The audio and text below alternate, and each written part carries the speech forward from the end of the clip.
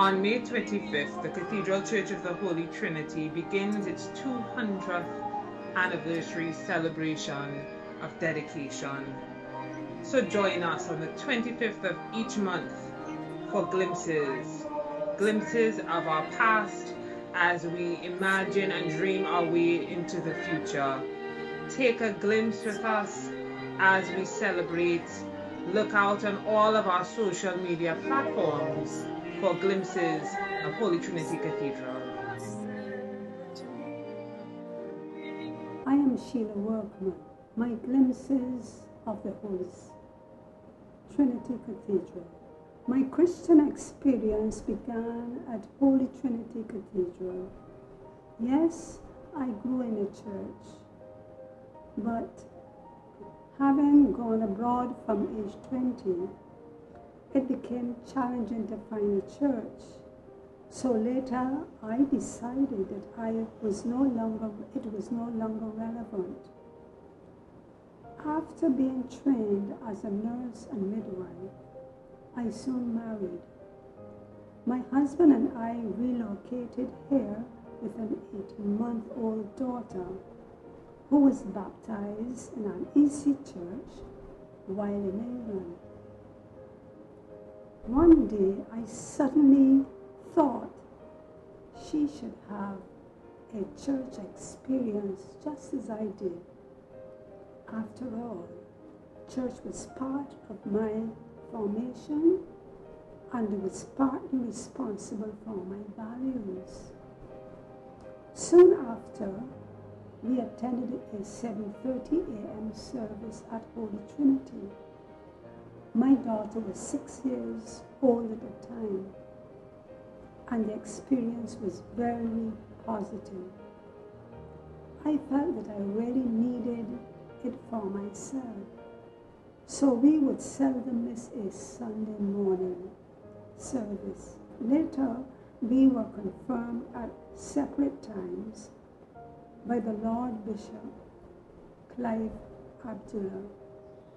We became Anglican Christians and grew in our love for the Lord and the church.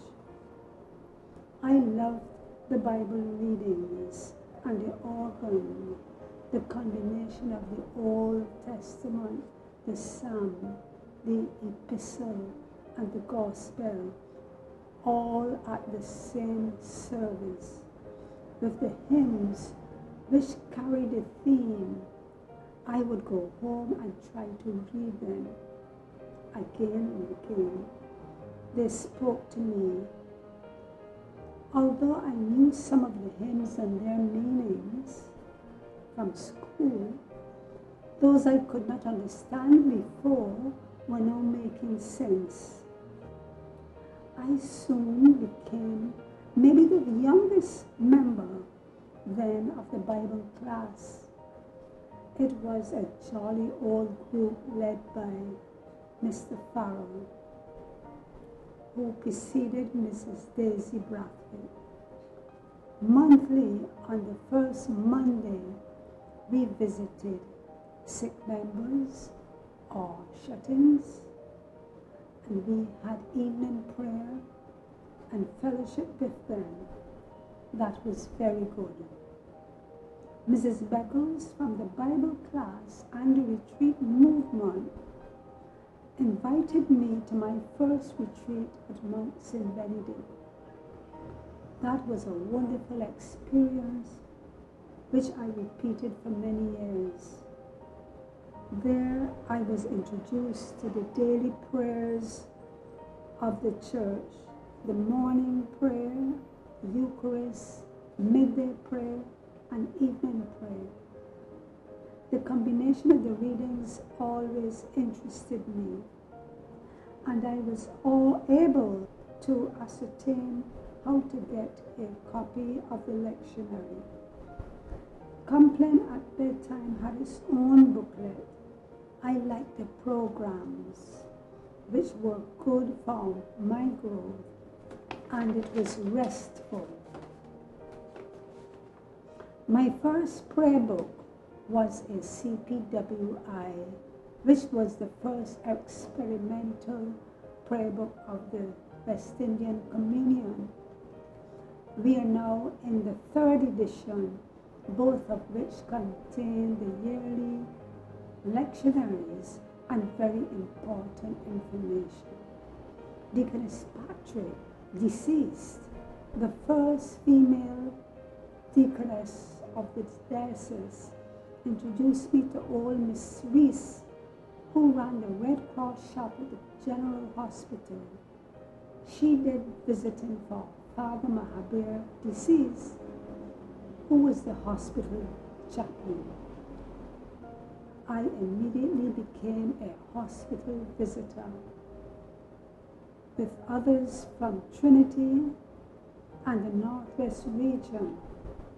There was a stewardship program during my early years at Trinity, when there were groups visiting the areas within the parish boundaries. It would be interesting if this could be rekindled. The medical clinic, which was started at the Holy Trinity Cathedral in the hall by Dr. Alan Patrick, deceased, later moved to its own space on the cathedral grounds.